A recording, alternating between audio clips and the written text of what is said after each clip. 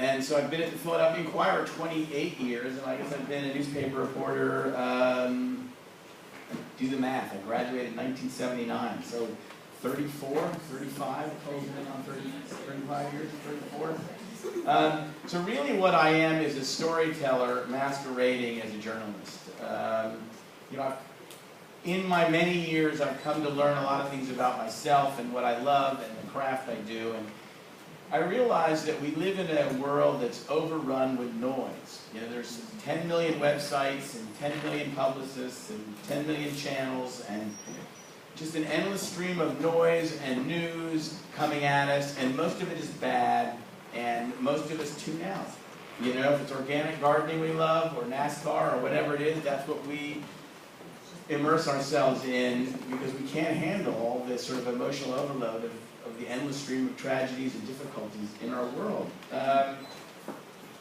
And I have found that the way to reach people and the way to stir people is by telling stories, by telling narratives. And I especially love to tell stories about ordinary people in life who do extraordinary things. I've written about my share of famous people, and I find they're much harder to write about generally because they've got a wall up and they're so protective, and it's hard to get anything really original. It's hard to get quality time. I just find that I love to write about, you know, ordinary people going through extraordinary things.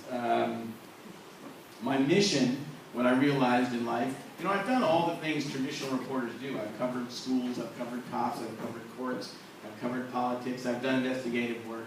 But what I love to do is celebrate life, to tell stories that really remind readers of the richness of life. And I find that stories really build community, they unite us. You know, a lot of us are isolated, and the people love to read about somebody in their world, and it makes them feel better about their own world. So, I realized, so my mission as a writer has been to really celebrate life. And one of the things that, I guess, the best thing about my long career is that I feel like I'm doing public good. I write stories about people, and I illuminate a lot of issues by writing about people at the heart of the issue, and so I really feel like I serve the public with what I do, but I also really satisfy my own artistic side, because every story starts with a blank page, and there's a real challenge and joy in how am I going to tell it. And so it's been very, you know, personally satisfying on the creative side, and I feel like it's been a really useful life. But I also want to say before I move on now that I'm a very informal person, and so if anyone has any question at any time, just raise your hand and I will ask. So I went to UVA, I was editor of the college paper there, it's a beautiful place, you know. I have to say that